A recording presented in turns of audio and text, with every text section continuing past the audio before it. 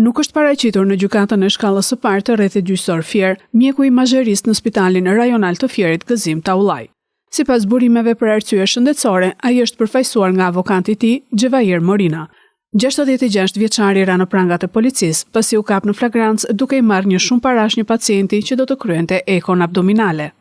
Taullaj ra në prangat e bluve të Fierit pas një hetimi 4 mujor në bashkëpunim me prokurorin dhe u arrestua në përfundim të operacionit policor të koduar Imazheria.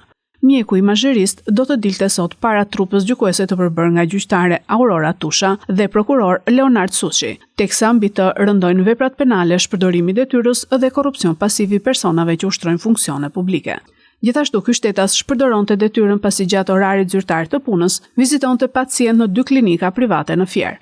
Si provë materiale gjatë kontrollit në banesë, ju gjetën dhe sekuestruan shuma e lekëve që i mori qytetarit në kundërshtim me ligjin, 1.857.000 lekë të reja, 39.155 euro, 2.370 pound dhe $75.